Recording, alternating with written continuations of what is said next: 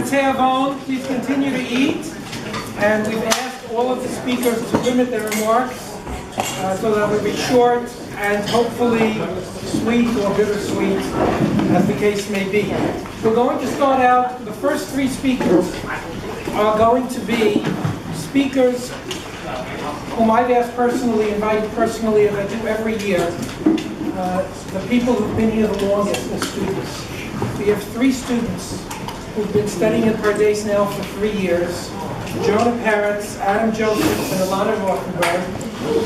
And I think it's appropriate to begin with them.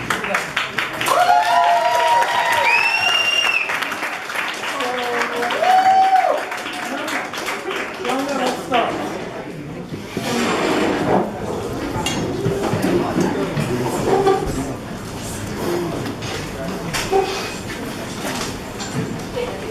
Thank you. So, it's hard to believe that it's been actually 4 years since I first walked into the doors, and Dean Bernstein told me that the goal of Pardes was to open the gates of Torah as wide as possible.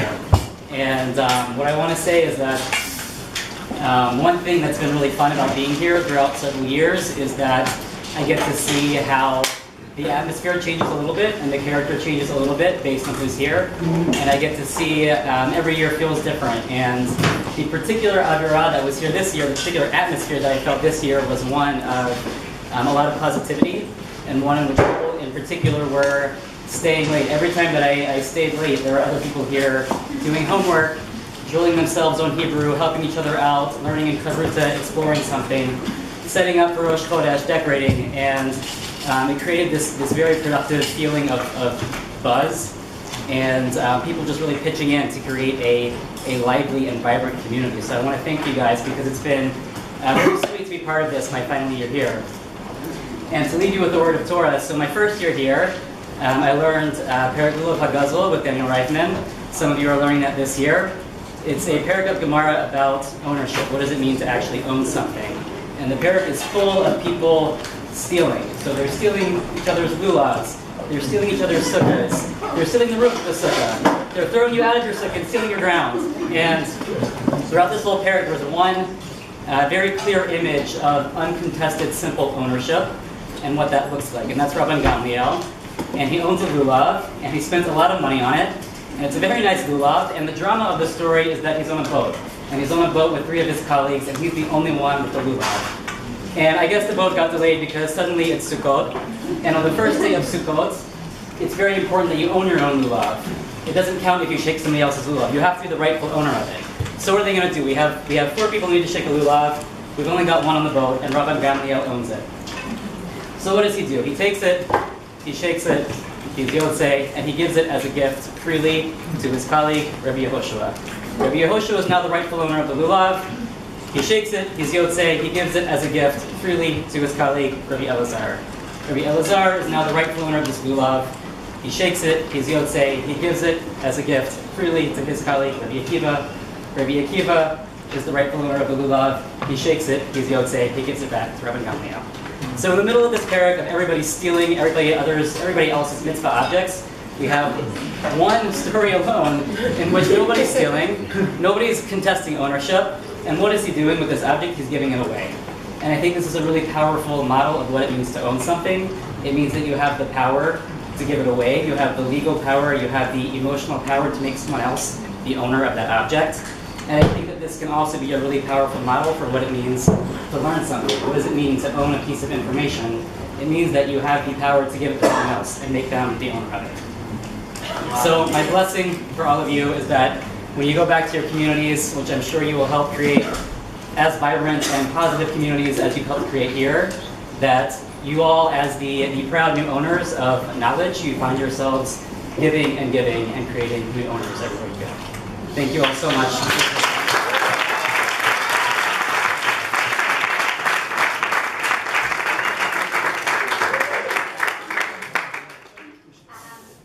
I also want to echo that of my 3 years, this year in particular was so special because of the community that I felt surrounded by, so thank you.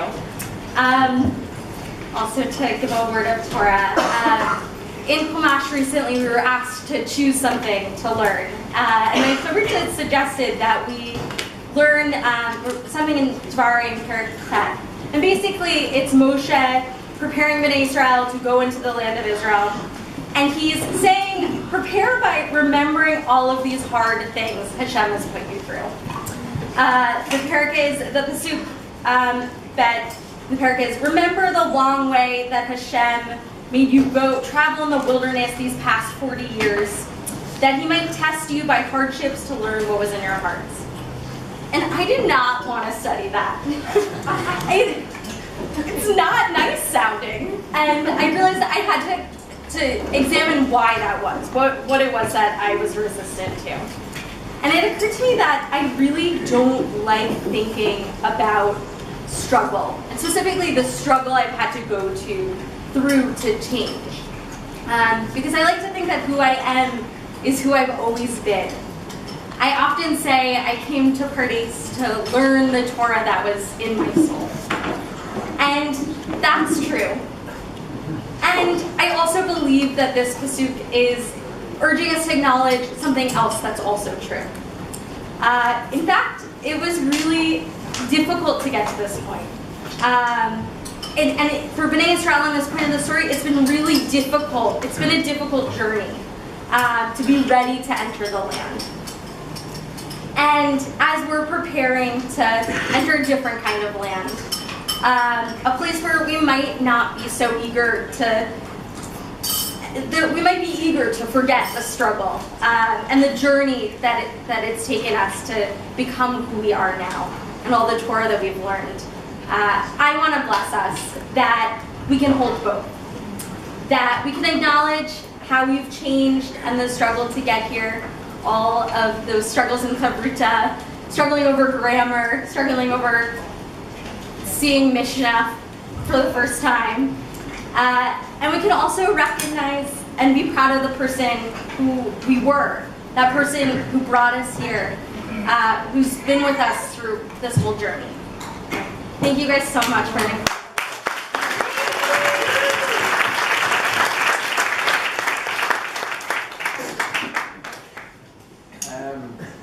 I can only contribute to the theme of expressing gratitude and living the Torah.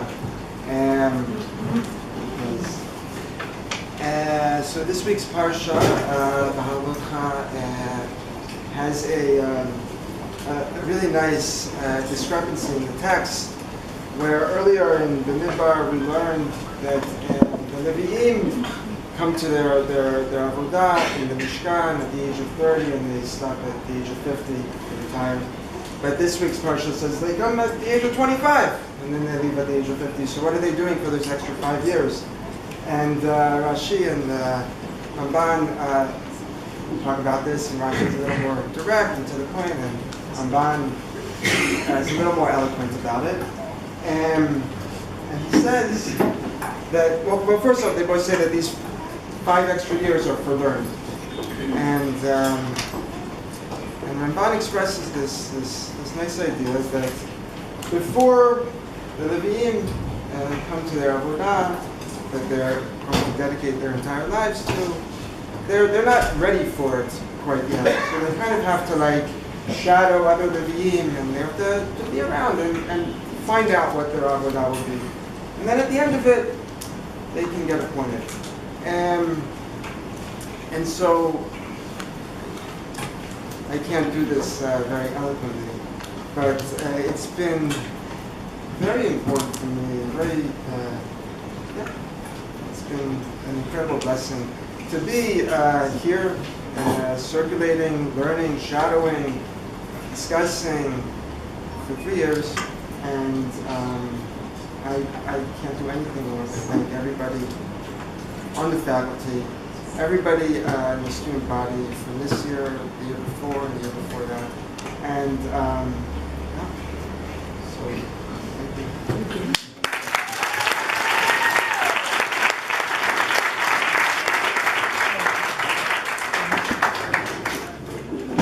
Okay, I want to, before we go on with the rest of our speakers and of course continue to eat, I want to acknowledge the presence of 3 members of the Pardes board who are here.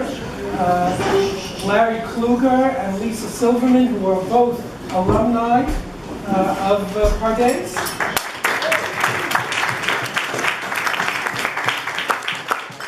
And the chair of our board, Sharon Pomerantz.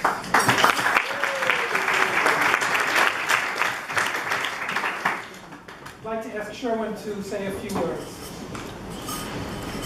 Very briefly, first of all, thanks for the honor. It's always a pleasure to be here.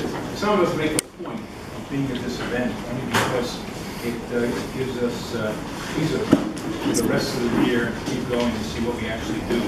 Those of you familiar with the Prudential Insurance Company, their logo is a picture of the Rocket Gibraltar. And in the old days, it used to say when you bought a policy, you were buying a piece of the rock. There are some people in the room who remember that, most people can't, but you're buying a piece of the rock. I'm getting a few hands shaking. Actually, what you've done in your study of Pardes, you've now bought a piece of the rock. You've now bought a piece of Pardes. And the reason I say that is because that goes with you. And you've heard already some speakers talk about the experience and what it means. You're part of Pardes. And even those of you who are leaving now and have been here just a year, you'll be part of Pardes for the rest of your lives. And we'll try to remember you, birthdays and other things to keep that connection, and hopefully you'll keep that connection as well. I want to paraphrase something that Mayor Schweiger said, I think a year ago, I remember it quite clearly, that you always have a home at Pardes. So please come back, think of us positively, and we will always think of you positively as well. Also enough. Thank you. Okay, Danny.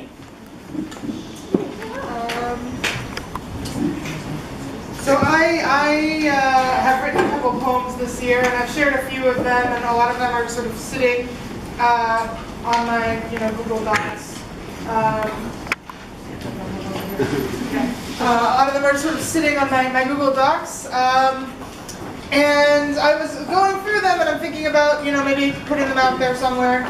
And I thought one of them sort of encapsulated my experience this year. And it's sort of inspired by a time that I had about a year ago when I was not in such a great place, and was having all these emotions about God, and it wasn't so good. And yeah, it was not so good. And I was looking for vocabulary this year to sort of capture what that was, and capture another experience I had, which was the morning after sort of being up all night, being anxious. I had committed to being the 10th person for an EGA Rosh Chodesh minyan. And 6 a.m. rolls around, I haven't slept at all. The last thing I felt like doing was getting up and going to daven. And I've been looking for this vocabulary to capture the fact that I got up and thought about, okay, if I don't go, no one else is gonna be able to read Torah, and that's not okay. So I went, and there was just something so grounding about walking from where I had been living to where Shul was, and I was looking for vocabulary for this sort of moment, and I think I got it last semester in Michael Hatton's class, and we were doing a close reading of Moda Ani as part of the morning liturgy, and here it is. Moda Ani. Because listen, I'm still mad at you, but Emunah, it's not about what you owe me or what I owe you. Emunah, it's not faith. It's the fact that the sun keeps rising day after day after day, Emunah, enduring. The fact that the moon keeps waxing month after month after month, Emunah, that it's Rosh Chodesh, and we have to go sing songs of praise that it's sunrise, and there's a Shacharit minyan waiting, and Emunah, I'm number 10, Emunah, they need me, Emunah, I need this, Emunah, that I have these things to cling to. So listen, thank you. And I think for me, part of this whole experience learning Torah is just connecting with the people around me, connecting to the eternity that we're all a part of. And that's so grounding, because I think in this world, sometimes we don't always feel so grounded. We feel like we're so transient, we move from place to place to place. And it's sort of, what's my community? Where am I? Where am I located? And I think I feel very located in this community, with these people who are here right now. I feel very located in the greater Pardes community, within the greater Jewish people. And like through that, I feel just like very present with like humanity and the world. And so thank you to everyone for that.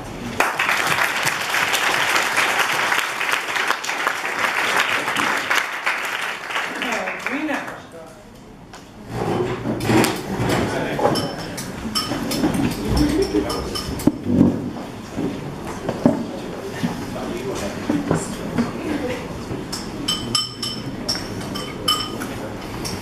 Hi. So when Phony was getting ready to come out under the open sky, Phony's in the house, or Phony is, all right. I was feeling very inspired, and I was flipping through Tehillim, and I found a pasuk that moved me so deeply that said, "Torah techa b'toch ma'ai." Your Torah is in my kishkas, in my deepest, innermost parts. And the thought of leaving this place,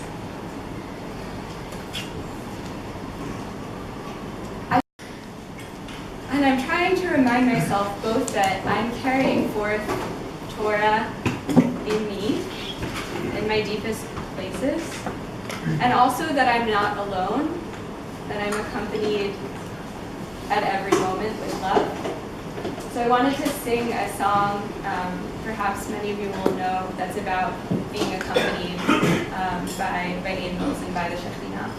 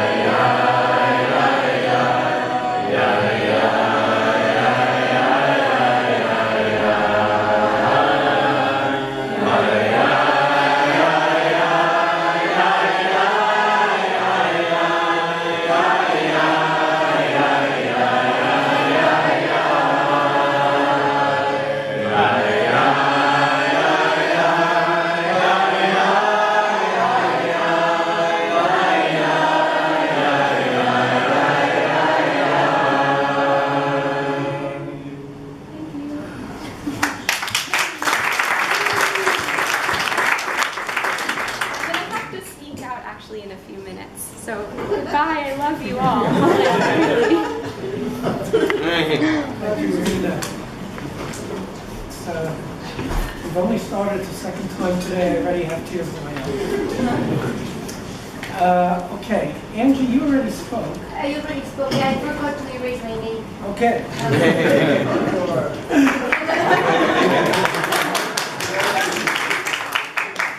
Okay, Chava.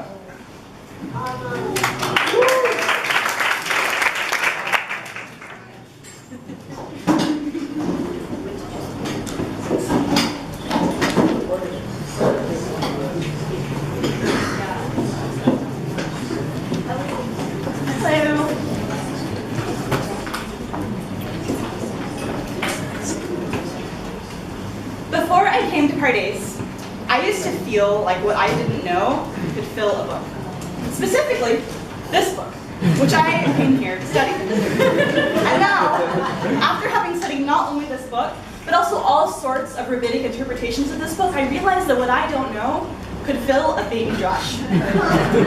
When we came here, we were all promised that one day, every one of us would someday be the most educated Jew in the room. And if you were like me, you probably thought, wow, that really depends on the room. And so, my bracha for us all today is greater even than Dean David Bernstein's bracha to us at the beginning of the year. Not only that we will all one day be the most educated Jew in the room, Dayenu, but that one day we will all have such zechut as to be the most educated Jew in the room, even though there is at least one other person in that room.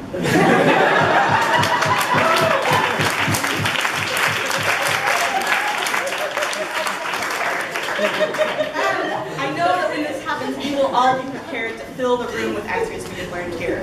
I am here to encourage us all to resist this impulse. I want to share a memory in which I was one of 2 Jews in a room. I was meeting with my rabbi, who was also a lawyer, who had a PhD in Talmud, and I'm, me, so I'll let you decide which of us was the most educated. On this particular occasion, I was speaking to my rabbi about something in my past that had deeply hurt me. And as he tried to respond to my pain, he started stuttering. And ironically, that stuttering meant more to me than anything he possibly could have said. Because when he stuttered, it showed me that I was not alone in my failure to comprehend. Because here's what Dean David Bernstein did not mention to you at the beginning of the year. Yes, you will someday be the most educated Jew in the room. And what will matter is not how educated you are. What will matter is that you are in the room. As Judy Klitzner taught me in Chumash this year, our Torah is filled with silences, even with repetition and ambiguities, as if the text itself is stuttering. The effort to fill these silences, to find ourselves in a text from which we are absent, is the task of Midrash. It is the task of the Beit Midrash. But the most beautiful Midrash can never attain the depth that our holiest text reaches only with silence. What we don't know as a people fills our Beit Midrash. And so one day, when you are the most educated Jew in the room, and you find yourself stuttering, may you remember this: what you don't know could fill a room. My bracha for you, for all of us, is let it.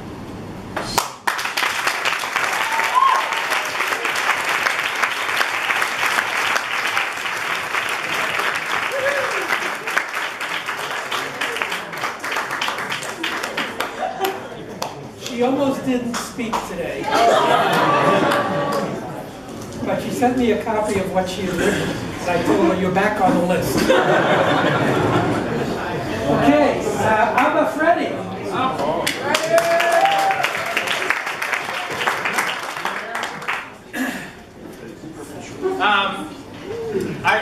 It's really been a true thrill to learn from each and every one of you.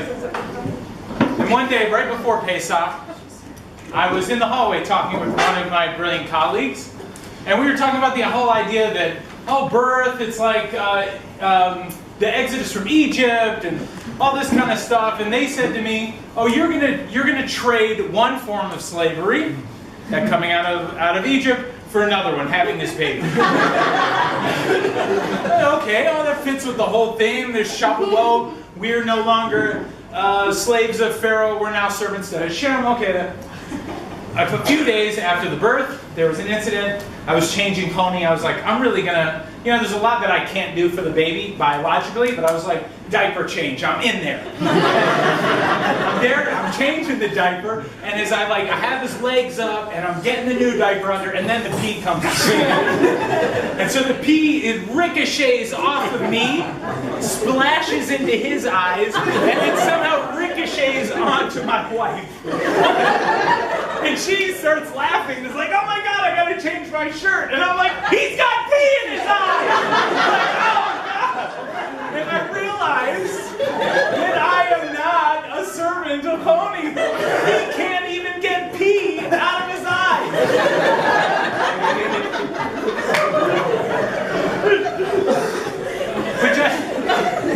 Which I think brings us to an even more fundamental truth.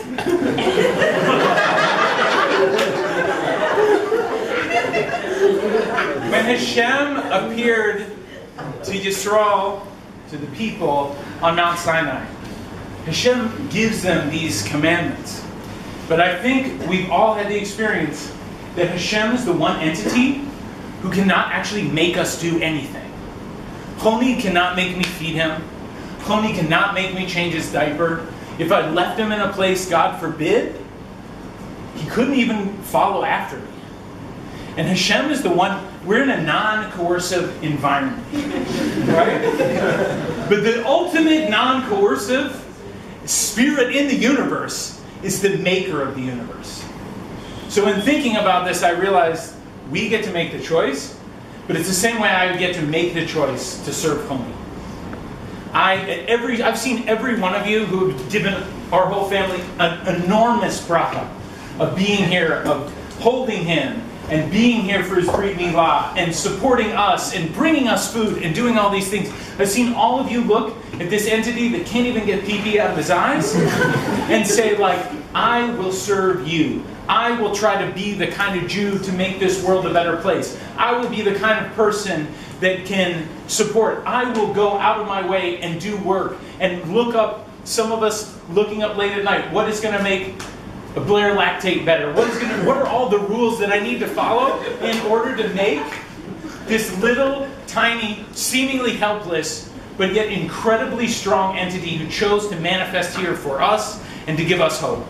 And I want to wish for all of us that we can look at God in the same way, as an entity that's not going to coerce us to do anything, but is inviting us to see a future that makes us happy and makes us smile. A future that we know is there before us. We see like, oh, it has a shape, but I can't predict exactly what that shape is going to be like and what it's going to do. But I want to be the best person I can be to help bring that reality into the world. And I want to thank you all for being a part of the first few weeks of doing that for him and for me, and may it continue.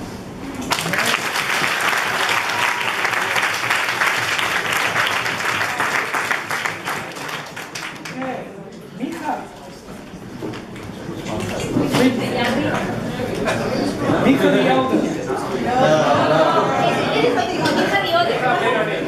Mika Benoni. It's hard to follow two very as suggested by the confusion of which Mika I am, the most common answer people said is Mika the other. When I came and joined Pardes in the spring, in addition to feeling excited, I was feeling a bit apprehensive about what it would be like to join this Beit Midrash, this community, in the middle of a cycle of formation and growth together. And I was worried if I would have friends, if people would, how challenging it might be to like carve out a niche or make space within this already living organism.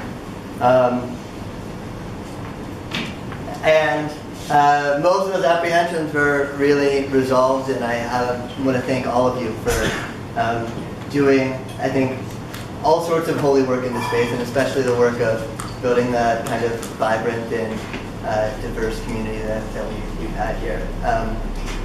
It's felt like such a blessing to get to learn and live Torah in community with all of you here in Jerusalem, and it feels bittersweet today as you're preparing to leave. Just this morning in our Fel class, we learned a bit of Gemara that is really resonant with me as we're leaving now, which was a bit of a discussion about what the second pasuk in Tehillim means. Ki im v'torat Hashem kaso v'torato yegeh yomam v'leila. That the Torah of Hashem, if the Torah of Hashem is your desire, is His desire, and His Torah you should meditate day and night. And one of the rabbis, who I can't remember, we just learned this, said that really the first time it refers to the Torah that we should learn is Torah Hashem, but the second time is our own Torah, our individual Torah. That first we busy ourselves in learning Torah, and then afterwards we can take delight, we can meditate and leave with our own understanding of that Torah. It's certainly been the experience for me with being here in Yerushalayim over the year. I've gotten to learn a whole lot of Torah, and that I'm still very much in the process of meditating on it, reflecting on it, and figuring out how to, in full, make it my own Torah. And I hope that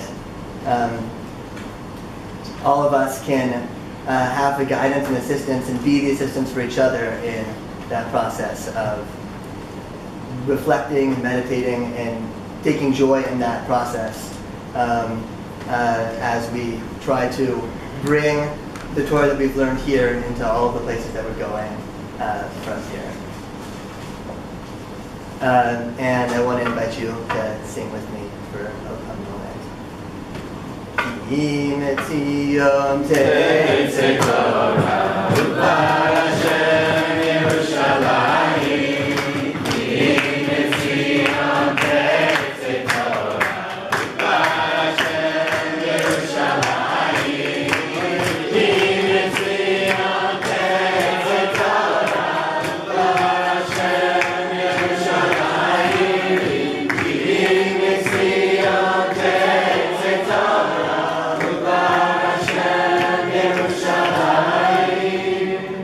Thank you all.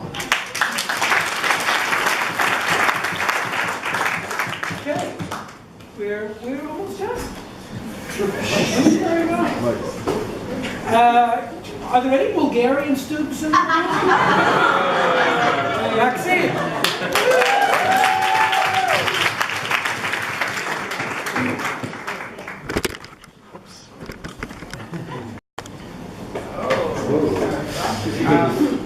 First I started reading your 30-page poem in Bulgarian, but then send us an email to be 3 to 5 minutes, so tell you a personal story.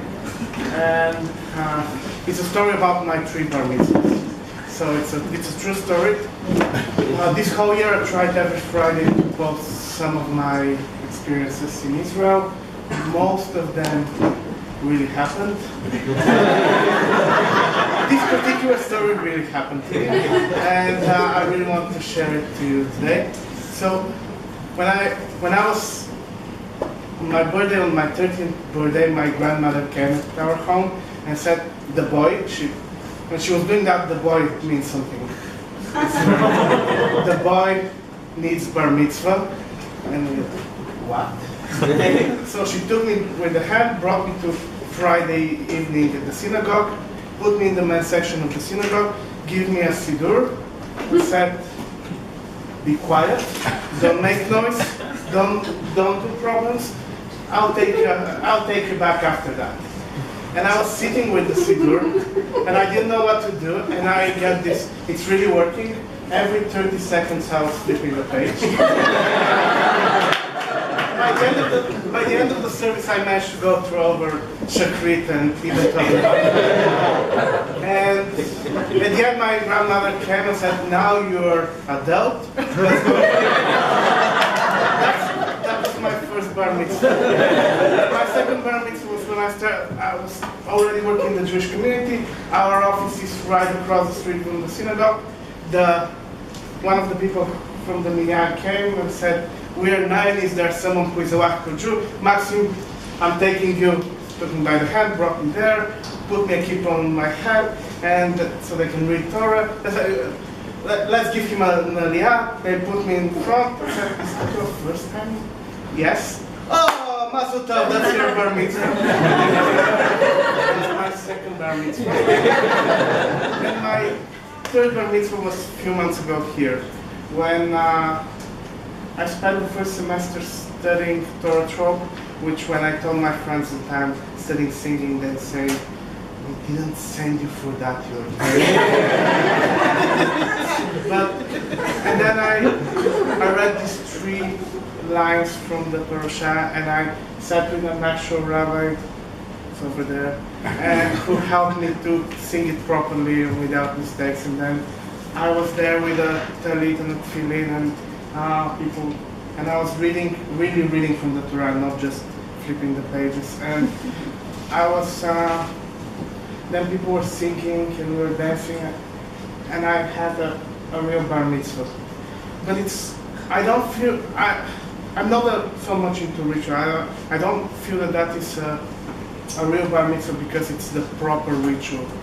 I feel because it's about responsibility, and I didn't feel my first and second bar mitzvah as real thing because I didn't feel I become more responsible or more adult after that. I feel more responsible now, not because I read these 3 passages from the Torah, which I'll probably never forget, but because I'll stop for a second and I'll quote Elodie saying that one day you'll be the most educated Jews in the room, maybe in the world. I've been the most educated Jew in the room. It's a great for your ego. It's a great feeling, but it can be very lonely. And it can, during the time, you can wish for you to have another person who can be a little bit more educated. And I'm happy that I came here to be the most ignorant Jew in the room. And I'm thanking you, all of you, of that, because you make me responsible, that bar mitzvah and the whole year in Pardes made me responsible to learn from everyone and to call everyone my friend and my teacher and to go back and to start learning again. And despite what the Dean is saying, I'll continue to be the most ignorant Jew in the room and will try to learn from everyone. Thank you very much for that year. It was really special.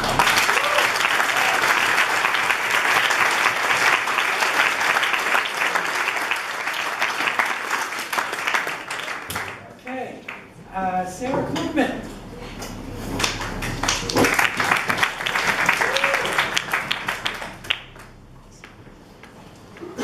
Hi everyone. So I want to really thank you all for the transformation you've created for all of your peers, for me, for your support and warmth. And in order to appreciate this and express that gratitude, I wanted to talk a little bit about arrival or conclusions or lack thereof, and do this like through the language of movement, and bring in some other stuff from my life outside the Beit Midrash as someone who is very interested in dance and somatics, with a little bit of participation, but don't worry, not too much. Yeah, so I wanted to talk a little bit about physical alignment and balance. And drawn a teaching by a somatic worker, Bonnie Bainbridge Cohen, who talks about how alignment requires a dialogue between awareness and action. So knowing where you are and then taking action. So I wanted to demonstrate this in terms of how we find balance and how we know ourselves. So I want to invite you all to tip just a little bit to your left, just until you feel a little off balance. And then you can readjust. If you're feeling a little misaligned, tilt your head to the right until you don't feel like you're falling. So you're kind of counterbalancing when you start to feel off balance. So in this example, you can go back to your normal self. Yeah, so in this example, we have to be aware of how we're shifting. We're shifting to the left, and then we take action and we readjust by shifting to the right. It's not political. So this is I promise you can do forward and back too, just harder when you're sitting at the table. So this is like an interplay between awareness and action. And in this understanding, centering ourselves, or really knowing anything, whether it is where we are in space, whether it is a Jewish text, is really a process of balancing and counterbalancing. So when we are shifted to the left, we don't, the answer isn't necessarily to get back to upright, but to shift again to the right to balance ourselves. So we're not we're adjusting to how we're already changing. We're not reverting to back to where we already were. So tying this into this year, we'll see the sort of transformational learning we've been doing sort of in this way. So our learning kind of shifts us to one side, shifts us forward, changes our center of gravity, and then with our awareness, we can take action to shift ourselves again to kind of accommodate that change. So in times that we have questions, they can create sort of a lack of balance.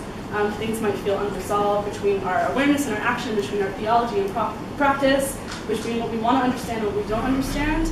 So I really want to invite us all to see this year's conclusion as an invitation to keep letting ourselves be unbalanced and rebalanced, to keep being transformed by learning Torah and adjusting ourselves to accommodate that change, and just to keep this process of discovery and transformation, and strive towards an alignment that's always responsive and geared towards accommodating all the ways that we're being transformed. So thank you.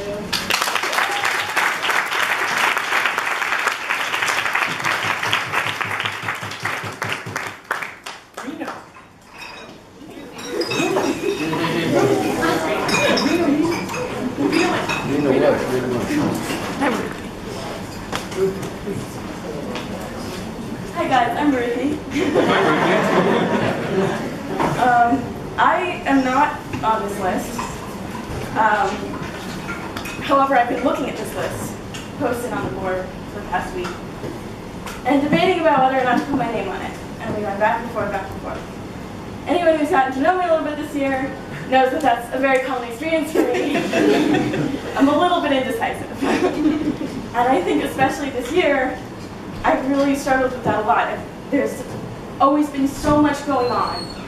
There's this experience, there's this thing to learn, there's this person to interact with, there's this, all the time. And I want to do it all. And I want to hold it all. I want to keep it all in my heart, and I want to take it with me. And I can't. And that's so hard, because I want it, I want all of it. I want the learning, I want the experience of being in Israel, I want the people that I've met here, the relationships that I've developed, and I wish that I had developed even deeper relationships with everyone in this room and with people outside of this room. And I beat myself up that I didn't spend more time with each and every one of you, getting to really know you deeper and deeper. And that's that indecision, that overwhelmingness of things to experience and things to learn and things to do has oftentimes been really paralyzing for me this year. And I haven't been able to be as articulate as I perceive myself to be, as has always been part of my personality. It's always been part of my personality. I've been a leader in the communities that I've been in, that I've been someone who's never afraid to speak up, who always participates in class and things like that. And I still have done that a little bit this year, but I feel like a lot less so than how I normally am. I felt very young in this space of people who are mostly older than me, and a little bit intimidated by definitely not being the smartest person in the room, and being surrounded by so many people who have so many more years of learning under their belt, or just, even if not years, then just experience learning and ability to learn. And that's really incredible, and I admire it. It's also a little intimidating and a little bit overwhelming. It adds to that overall sense of overwhelmingness that I've been experiencing and that has been paralyzing. So when I was looking at this list and I was debating back and forth, do I want to speak, do I want to speak? I felt paralyzed, and I felt like, no, I'm not going to speak. And then I was sitting here, and I was listening to Angie's Josh, it was very inspirational, and I was feeling weird all morning about wanting to say goodbyes, and again, having this feeling, I want to come over to each of you individually and say, look, maybe we weren't so close this year, but there was that one time when we went to coffee, or there was that one time when you smiled at me across the Beit Midrash, and it meant so much to me, and I have this memory of these adventures that we've gone on, and we've went and explored Ramallah, and we've gone to the beach, and we've gone here and there, and we've learned this sugya together, and we shared Shabbat dinner, and I really wish that I had time, and I know I'm not going to, right, because everyone's asleep. I'll come over a few of you, I'll give some goodbye hugs, and I'm sure that some of you I'll meet again in the future, but I won't have time to come to each of you individually and say, this is what I remember from this year, this is what I'm taking from what you've given to me, and it's meant so much to me. And so instead of being paralyzed by that, and feeling overwhelmed, and feeling like I can't say goodbye to everyone in the way that I want to, so I might as well just sit here silent and not say goodbye to anyone, I decided, no, I'm going to get up, I'm going to speak, and I'm going to say thank you for all of the experiences. I'm sorry that I can't share each memory with you individually, but I appreciate them all, and I'm going to take them all with me as much as I possibly can.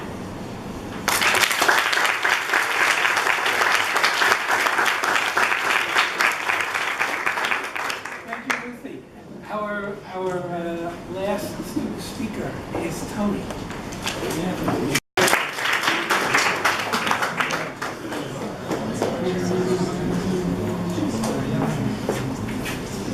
Hi everyone, I'm Tony, in case you forgot. So I spent a lot of time talking this year, either barking directions at you or telling you to show up to school on time, or making angry faces at Ruthie across the Baker Josh, which I do quite often. And like, I really didn't think I had much else to say. And like, because of that, I was like, I'm not going to sign up there.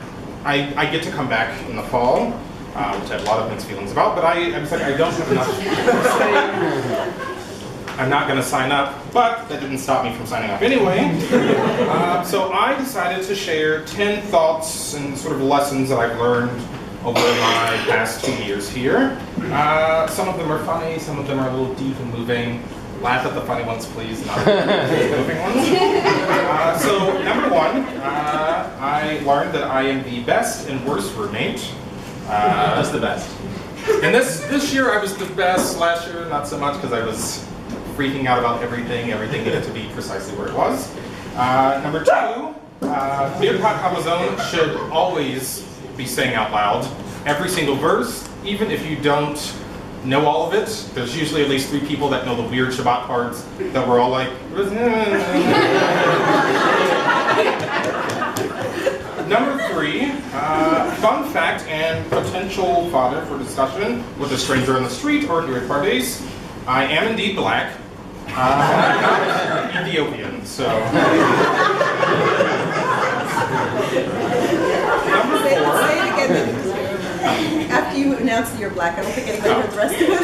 I didn't hear you, Tony. I am indeed black, but I'm not Ethiopian. I was wondering how you know. Number 4, playing God with cooking ingredients to learn Gemara is always more fun. You should definitely do it. Number 5, Damara isn't my cousin. I was wondering that. Just in the same sense that Leah and I are not related by blood, I feel a strong sense of family with really each and every one of you that I've gotten to learn with, sing randomly in the stairs with, lock up the building, and after midnight, return chairs and benches.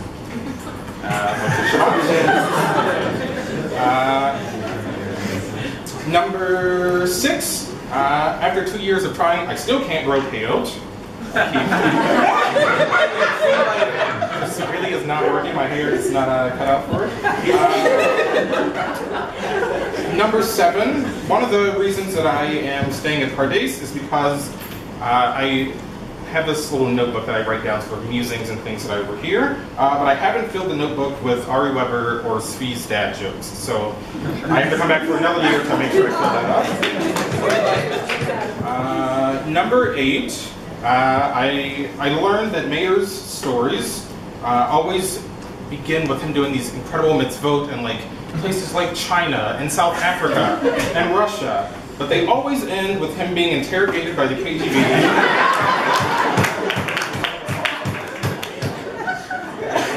Number 9. And almost all of his stories. It's like, oh, I was walking to the supermarket. Picked up by the KGB. Number 9, which is also sort of my second reason for coming back to Pardes in the fall. Many of you know I'm a creature of habit and I like things a certain way. And in the past few years, I don't know how to start my day without hearing Dean Bernstein come in to say, Machon Pardes, it's 8:30, get to class. I'm going to get a drum roll for number 10. So number 10 is probably my most favorite lesson. We'll do it in form of a song, per Mayor's request. It's a song that I taught at the very beginning of the year and then sort of hated immediately after. But it's one of the songs that I not only know like the meaning in English, but I actually learned it in the Hebrew with Tzvi and all of Kita Aleph last year. And I grew up in a very religious Christian family where our days were spent learning Bible, and it was the thing that I hated to the absolute most.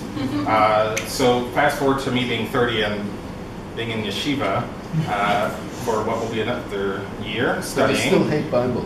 I don't hate Bible, I just am challenged by learning it. I'll learn literally anything else, just, you know, the foundational text of Judaism I don't like. So the song is Mahavti Tortecha, and if you will all join me, I know you all know it. Mahavti Tortecha.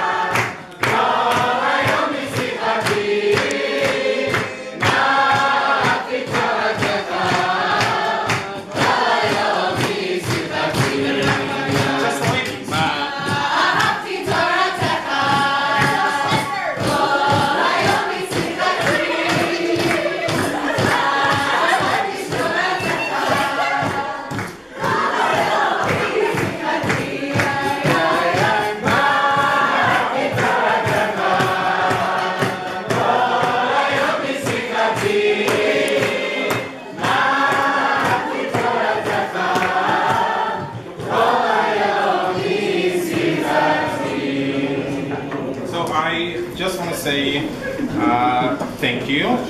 This has been an incredible experience for me. Sorry, Rachel. From organizing Tiyulim, working with each of you to learn different pieces of Birkat Hamazon, from helping some of you find where the post office is, where to go in the shuk, where not to go in the shuk. I never thought I could truly say that I actually love learning for the sake of learning until I came to this place. And I think we are exceptionally blessed that we have teachers who spend so much time preparing the material, not just preparing the material, but preparing the material in such a way that they can teach Chumash to someone like me who is not a fan of Chumash, and they can teach it to someone who's a more hands-on learner. They can teach it to someone who just wants a shot. I actually don't know how any of you do this, or when you have time to sleep, because it seems like you're always here and you're always answering emails. But this community is such one of love and friendship that I am incredibly thankful for the opportunity to serve you all as a fellow, the opportunity to learn with you all. So you have my deepest gratitudes. I won't say goodbye because I know I will see most of you randomly in America because that's how the Jewish world works, or here in Israel as Mika is pointing out in the back. So yes, thank you.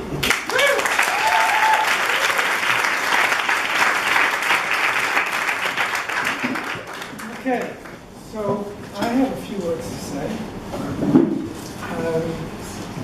Then we'll have dessert. I think most of you, before you came to Pardes, certainly when you came to Pardes, came across some of the writings, some of the thought of Rabbi Joseph B. Soloveitchik. And there's a piece that he wrote in 1974. He was about 70 years old at the time. And he wrote this piece trying to describe the Torah learning experience. Just FYI, at a certain point he'll mention the boys he's teaching. I guess when you're 70 years old and you're teaching 20-somethings, you have a right to call them boys. And he was teaching at Yeshiva University, and he also gave the first Talmud shiur at Stern College to women, but most of his time he spent teaching men. and hence the use of the word boys. Whenever I enter the classroom, I ask myself, can there be a dialogue between young students and an old teacher, between a Rebbe in Indian summer and boys enjoying the spring of their lives? By the way, I think English was his 7th language. He spoke with a very, very heavy Yiddish accent. I was privileged to hear his public lectures, some of them. Nonetheless, even though he came to America when he was in his 30s, he managed to master English to the point where he could use a phrase like a Rebbe in Indian summer. I don't think that translates from the Polish. Whenever I start the shiur, the door opens up and another old man comes in and sits down. He is older than I am. He is my grandfather. His name is Reb Chaim Brisker. Some of us visited Reb Chaim Brisker's grave in Poland this year.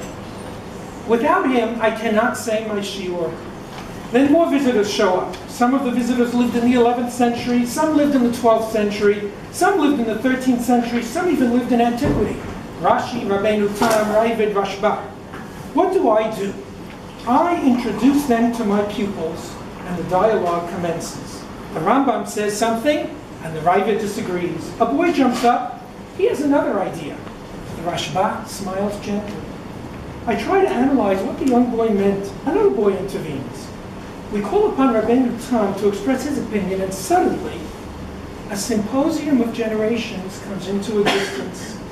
We speak together, we discuss, we enjoy each other's company. There is a friendship, a comradeship between young and old, between antiquity and Middle Ages and modern times. So if this sounds at all familiar to you, if it rings a bell,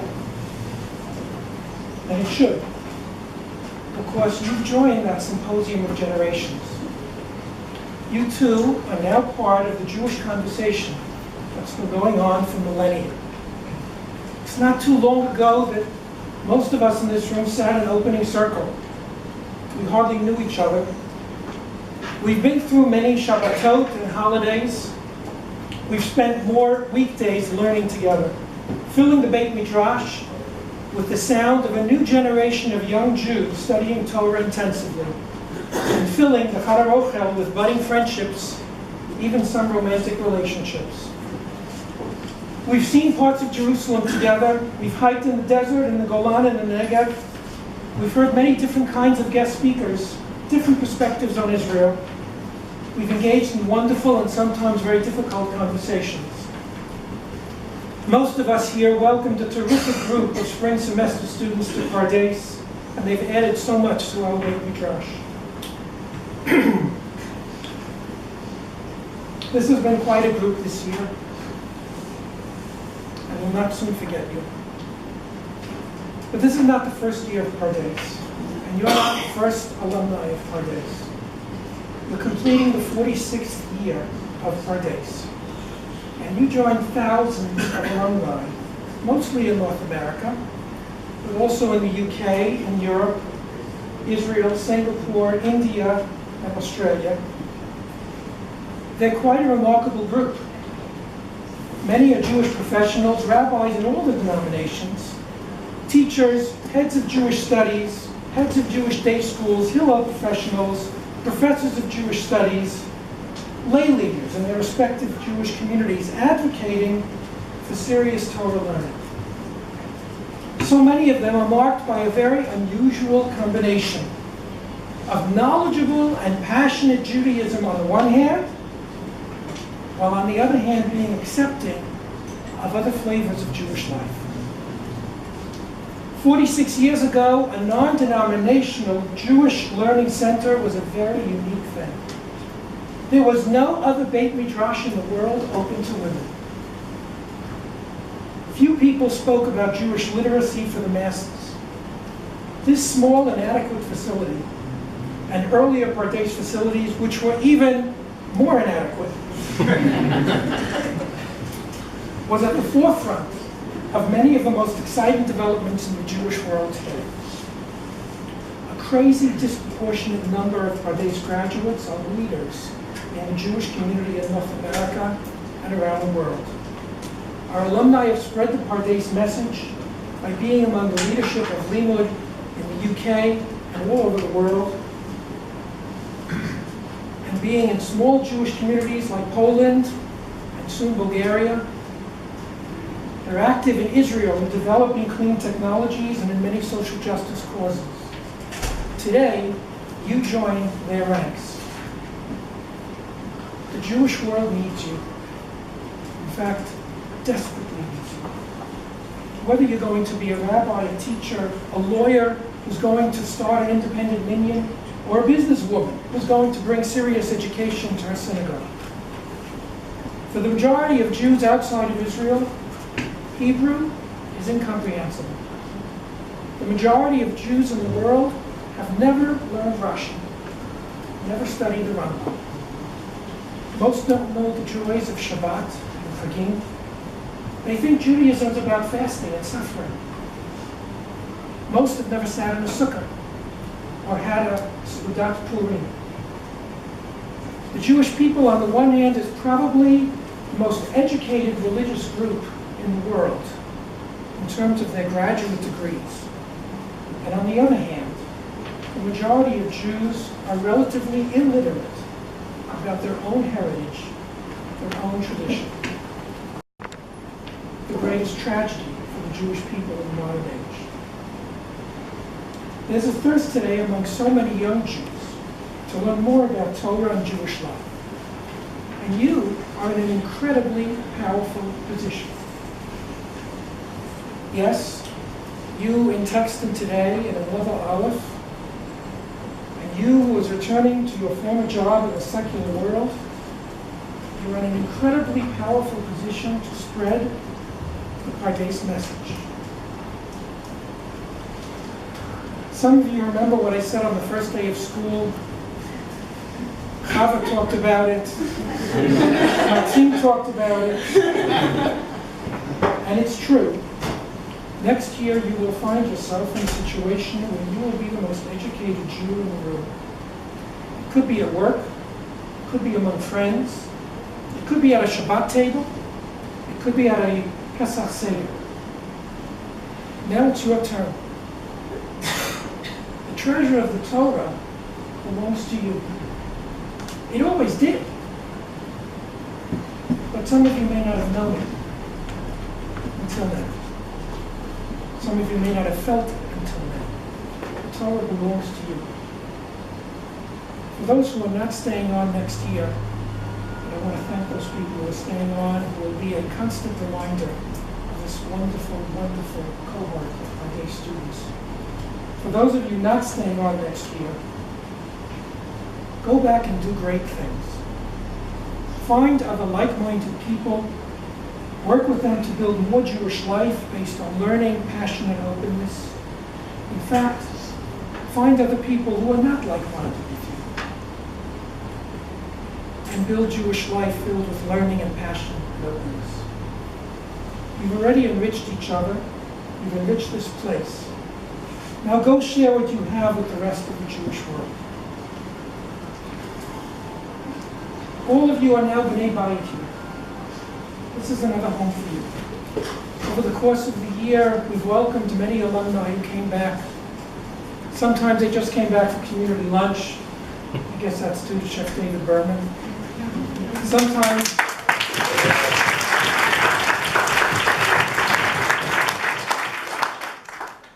they came back to learn for a day. Sometimes they came back and learned for weeks here. And we invite you to do the same. We invite you to do the same, whether you're coming just for a short visit, or whether you're coming for a longer period to learn in our Beit Midrash and your Beit Midrash. Again, we will try to stay in touch. Our faculty will be visiting various places, both in North America as well as in Europe. We'll also try to be in touch through Fresh from the Orchard that is put together here in Israel every couple of weeks, and through Elmad and through podcasts. Please take advantage of those opportunities. I want to thank people. I want to thank, first of all, the chair of the Pardes Board and the Board of Pardes, both in Israel as well as in the United States, North America, I should say. For all of the work they do, in Ein Kemach, Ein Torah, this place could not exist without the hard work of our board. So thank you very much.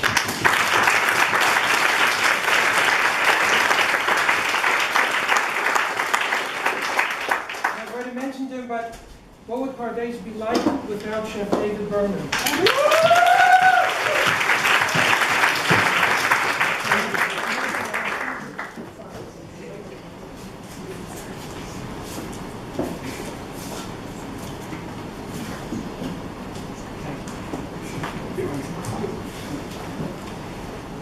I want to thank various people, most of whom you know, but some of whom work a little bit behind the scenes and you might not know. We've been privileged to have not only you learning here in our Beit Midrash, but our community education program, which is run by Alex Israel. And I want to thank him for that. I want to thank Jamie Salter, our tour guide extraordinaire, and the person who heads our Israel education here. I think that all of us, from what I understand, learned to appreciate him a little bit more on the last Tiyul when he wasn't there. Sometimes that's important too. There are people who sit in these offices over here, the Center for Jewish Education at Pardes.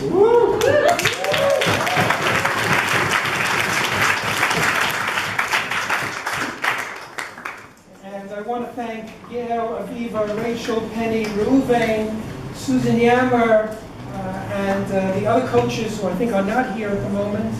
But thank you all very much for all of the hard work you do, much of which happens outside of this Beit Midrash, outside, so it's not seen all the time. But we know you're working very hard to help the Jewish people become more literate. Thank you.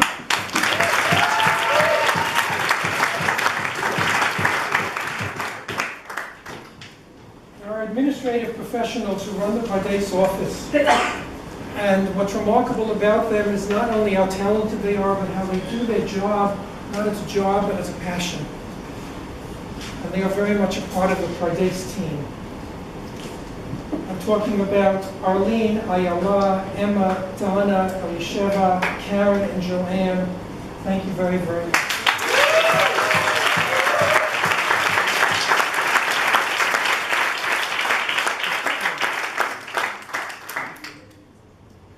Our engagement team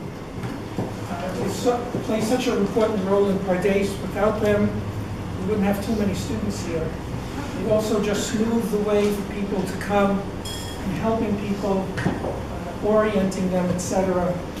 And I want to thank Ilana Cohen and Erica and Haley, who sits in New York, for all of the work they've done as well.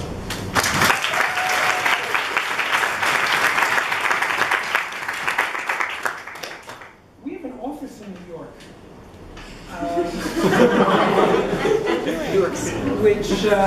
which actually plays a very important role, not only in terms of recruitment, but also in terms of helping arrange faculty trips, fundraising, of course, or as we call it, development. And it's obviously a very, very important role, PR, making contacts with other organizations. And the executive director in New York is a Pardes alum, Josh Dio, and in absentia, I'd like to thank him as well for all the work.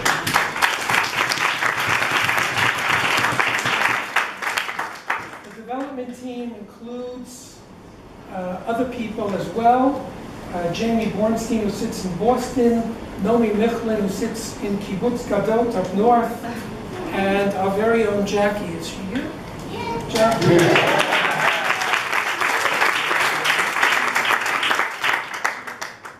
And then two people who make sure that whatever money we collect doesn't get wasted, and that our teachers get paid on time. And that is Mirta Eifer and Joel.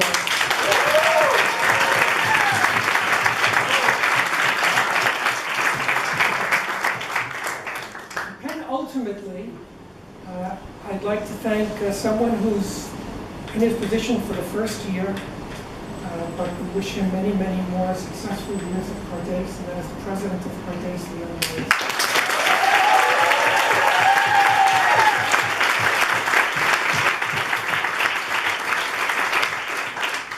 Last but certainly not least, the heart and soul of Pardes, the Pardes faculty.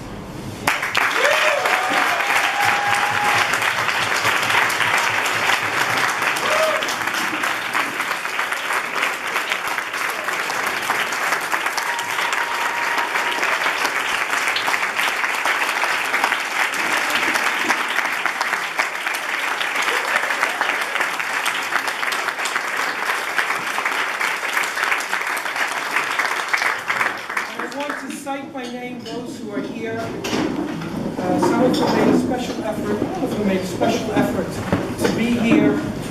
Mayor Schweiger, Michael Hatton,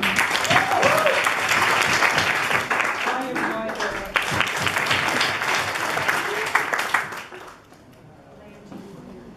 Leah was here, Ela Klein was here.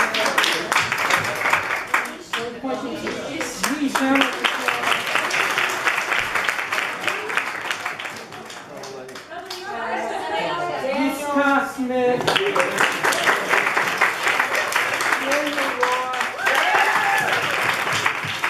Nakama,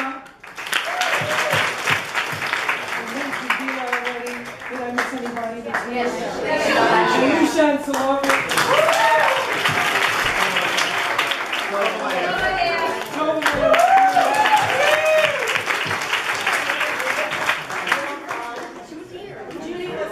And Judy Flitzner, who is here before. Thank you very much. And to you.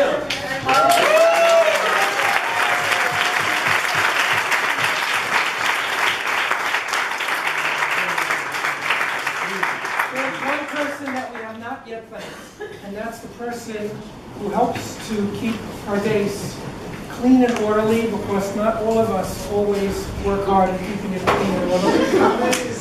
And that is Faris.